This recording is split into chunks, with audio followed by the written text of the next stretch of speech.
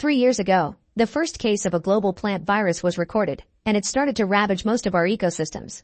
Eating food infected with the virus causes severe autoimmune diseases, and the loss of plant life has decreased the amount of oxygen in the atmosphere to 10%, which has increased the number of natural disasters all over the world. The world's leading research laboratories have been unsuccessful in developing a cure, and people are starting to think the planet is doomed. The only hope left is Project Gemini, developed by Dr. Stephen around 2 ancient alien artifacts discovered by paleontologists who are sure the objects are 4 billion years old, before there was any kind of life on Earth. Stephen's team has recreated the super tough materials that the sphere and the engine are made of and have made copies, and this engine has allowed them to build a ship that flew unmanned and found a suitable planet to terraform. The sphere is for creating life and works thanks to dozens of commands that the team has finally finished decoding. It's also proof that life on Earth was created by aliens. A team consisting of both doctors and military pilots will be traveling to create Earth 2.0 with the sphere in the solar system TESS, which is several hundred light years from here. Stephen has a wife called Amy, who doesn't want him to go on this mission. On the day of the launch, she still comes to the base to try to stop Stephen from leaving, but she doesn't make it on time and must watch how the ship leaves the planet. When the vessel leaves the atmosphere, an unusual crack appears on the alien sphere, indicating they may not be alone. Using the alien engine technology, the ship opens a warping portal that allows them to jump across the universe. However, as soon as they make it to the other side, the systems indicate an error. They haven't arrived at TESS, they're somewhere unknown. Stephen blames engineer Peter for this, claiming he made a mistake when he entered the coordinates, so he's relieved of his duties for now. Moments later, while Stephen rests, he keeps thinking about Amy, but also about the first time he activated the sphere, which allowed him to see some weird humanoid form that quickly disappeared. Afterward, Stephen asks the team to try to set the jump trajectory to figure out where they are, but it's impossible to do because all their data is messed up, as if they moved between the third and fourth dimensions. Meanwhile, Peter leaves his bunker and takes one of the security cameras so he can inspect the sphere alone. At that moment, the computer announces someone has opened the repair airlock and that there's an unidentified object approaching. To everyone's shock, they suddenly see a frozen Peter floating outside. Dr. David thinks Peter ended things because he couldn't live with his mistake, but Dr. Leona refuses to believe it because she's known Peter for 8 years and he wasn't that kind of guy. Stephen scolds her for crying over the guy that has doomed humanity and orders her to take over Peter's duties from now on. Later, David shares that when his daughter died, he also almost ended things, but he thought he could be useful instead. Now that the mission is over, he's feeling useless again, but Stephen promises him they'll find a solution. At that moment, the ship comes across a planet made of volcanic rock. It doesn't have oxygen, but the outside environment isn't aggressive, meaning they'd only need breathing masks.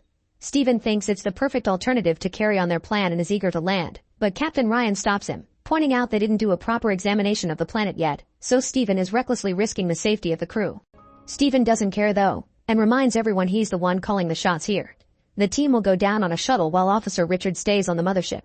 As soon as the shuttle comes closer to the planet, they encounter a very aggressive storm, so they have to activate the braking thrusters to slow their fall. It'll also use up all their fuel and prevent them from coming back, but it's their only chance to survive. As the shuttle hits the ground, the crew passes out and Stephen dreams of the time he gifted Amy a bracelet made with a particular part of the old sphere, trying to connect the two most important things to him. Moments later, the crew wakes up and immediately gets back to work. The shuttle hasn't received critical damage, but the fuel is low and they're stuck here. Stephen doesn't see the problem with this because they came to stay for 4 years, and even if they didn't land on the spot they wanted, he's sure they can use one of the huge caves as a dome for the sphere to be launched in. Meanwhile, in the hidden corridors of the shuttle, a weird goo drops off the walls. In the mothership, Richard does an inspection of the other rooms and finds this goo as well together with the missing camera. Once everyone is properly suited up, the crew takes the sphere to the nearest cave and activates it successfully.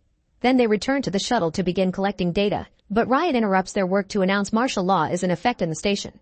To explain his decision, he shares some files Richard sent him while the doctors were working. It's a video of Peter recording himself while he inspects the sphere so he can't be accused of mistakes later. When he opens the door to the engine, he finds something moving in the shadows that suddenly jumps on him and kills him before throwing him out of the ship. The camera can't capture the shape of this creature, but Richard explains he's checked all the footage and that alien has been with them since they left Earth because it traveled inside the sphere like the Trojan horse. It probably caused a failure during the jump, but it's not on the mothership anymore. It's gone down to the planet with the shuttle. Richard can track it because the alien causes interference in the electromagnetic field, explaining the bad recording. The discussion suddenly interrupted by David, who is noticing something weird on the system. The sphere is running a different program than the one they uploaded. Stephen wants to go back to the sphere, but Ryan stops him, reminding him that he won't allow him to lead anymore and accusing him of keeping secrets. Ryan reveals Richard's also found footage of Stephen seeing that weird shape back on Earth months ago, so he knew there was potential for a threat and yet he told nobody, meaning Peter's death is his fault.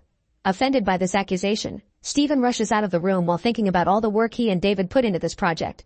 Stephen hadn't been sure David should have come with them because he was still grieving, but David convinced him he was fine and wanted to make a better Earth to prevent other kids from dying like his daughter did.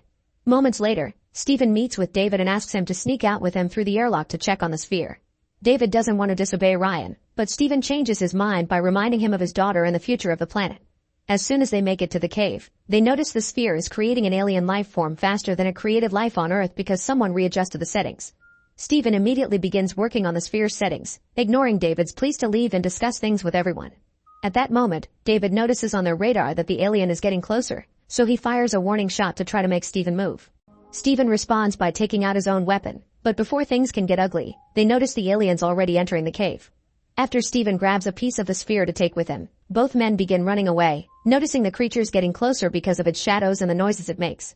They finally get a full view of it when they leave the cave, but before the creature can attack them, they manage to get back into the shuttle and shut the airlock.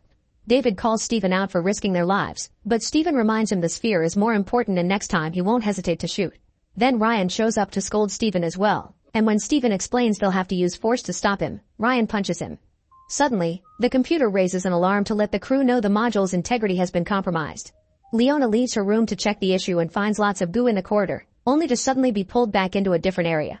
It's Frank, who informs her the alien has made a hole in the load deck and now is in the lander. Very carefully, the pair makes their way to hide in the lab, where it's getting very hard to breathe. In a flash, the lights go out and a strange noise can be heard coming from behind the plant units. This means the alien is here, so Frank pushes Leona out of the room, and as she runs down the corridor, she can hear Frank screams while the alien kills him. Leona meets with the rest of the team in the control room and tells them what happened, prompting Ryan to scream at Stephen for bringing the alien back with him. The creature entered by making a hole in the hull. It also has damaged the generator and the cameras aren't working, so they've lost contact with Richard and they don't have visuals on the rest of the ship. Their only solution is to go to the backup generator and reconnect everything, which is extremely difficult to pull off if they can't track the creature, prompting Stephen to volunteer to go since it's his fault. With his weapon out, Stephen carefully makes his way to the generator and manages to bring back the communication system. The team can track the alien now and warns Stephen that it's near him, but as soon as Stephen tries to leave, he begins hearing those noises. Luckily Ryan thinks fast and drags him back into the control room by using a metal rope. Then, the team makes a plan together to smoke the alien out of the ship. While Stephen waits outside to play bait, Leona opens the airlocks followed by the lab door, rushing to hide in another room as the alien comes out. The creature quickly begins making its way through the airlocks, but when Richard tries to turn on the engine to burn it out, he can't because the alien is interfering with the signal. Stephen runs for his life and Leona comes to help him, but at that moment, the alien comes out, and Richard regains access to the engine. Stephen and Leona run back inside as the creature is hit by the fire, but this isn't enough to kill it and it tries to reach Stephen, who is being dragged inside by David. The alien's tentacle hurts David's arm right as they close the door, leaving the creature's limb inside. While the beast returns to the cave, Ryan shuts the airlocks and the others get to reseal the hole. Moments later, the team finds Frank's body, and while Leona decides to end things for herself because of her grief, Stephen thinks about Amy again. She had tried to convince him not to leave by explaining she was working on a vaccine, but more importantly, she was pregnant, yet this was still enough to make Stephen stay because saving Earth was more important than his personal life. David goes to the lab to get his wound bandaged and Stephen brings the tentacle to study it. He discovers the creature is a biorobot made from the same material as the sphere, which means the sphere's goal has always been to make these beasts. Stephen informs David that the tentacle has infected him with a bacteria with a very powerful defense mechanism, meaning his blood now holds the key to making a vaccine to save Earth. As soon as Stephen makes a cut on the tentacle, the lights go crazy and he remembers the image he saw back on Earth, meaning the alien is a transponder and this is the way his race colonizes planets. Stephen decides they need to kill the alien and restore the sphere's settings, but Ryan locks him up in the lab and tells him he's under arrest for putting everyone's life at risk.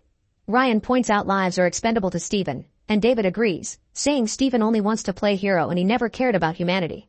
This makes Stephen remember her last argument with Amy, who accused him of having a savior complex before throwing her bracelet away. Stephen continues to do his research in the lab and gets a theory that Richard confirms when he checks the travel logs. They didn't jump through space, they jumped through time. They're still on Earth but 4 billion years in the past before life existed, and the clone sphere they brought is the same one the paleontologists find later in the future. Ignoring the fact David's wound is getting worse, Stephen gets excited when he realizes the sphere fragment he grabbed earlier is the same one he uses in the future to make Amy's bracelet, so he proceeds to write a message on it to teach Amy how to activate the sphere they left behind. Meanwhile in the present, Amy shows up at Stephen's lab while trying to deal with the news saying the team failed their mission. Suddenly Richard brings worrisome news to Stephen. Ryan is preparing explosives to blow up the sphere and has turned off his radio to avoid complaints. Steven asks Richard to reopen the airlock so he can get out, and as soon as he finds Ryan with the bombs, he begins explaining they can make a better plan than this. Their conversation's interrupted by a shot that kills Ryan out of the blue. It's David, who's escaped through the airlock and has gone deranged because of the infection, making him think the alien has chosen him to help it makes things right because humans are a malfunction from the sphere. Steven throws Leona's Rubik Cube at the wall to distract David and lands a shot on him, prompting David to run away wounded. Afterward, Steven activates the bomb before going outside to shoot a flare to get the alien's attention. Steven makes it chase him to the control room and locks it up there, but as he runs down the corridor, David opens fire on him and pushes him into hiding. At that moment, the alien breaks down the door and approaches Steven, who manages to get it off him with a quick shot. The alien chases Steven as he begins to run away, and when he makes it back to the control room, he bumps into David, who tries to kill him. His actions are stopped by the alien showing up and killing him first, giving Steven the chance to run out of the shuttle right before the bomb finally explodes and kills the beast. Steven passes out outside for a few seconds and is woken up by Richard trying to contact anyone alive. Richard wants to come to save him, but the storm is too strong and Steven tells him to stay back while he returns to the cave to use the sphere. Meanwhile in the present, Amy finds her bracelet again and finally notices the message, so she uses it to activate the sphere as well. At that moment, husband and wife meet again in a fusion of past and present, and Steven hurries to share the formula for the vaccine before expressing his love right as the connection ends. Steven dies in the cave because of the lack of oxygen and Amy cries when she understands she's a widow now. Many months later, Amy is raising a very healthy baby thanks to the vaccine that is now helping the Earth to become a better place. Make sure to subscribe and turn on notifications so you can watch more videos like this. Thanks for watching.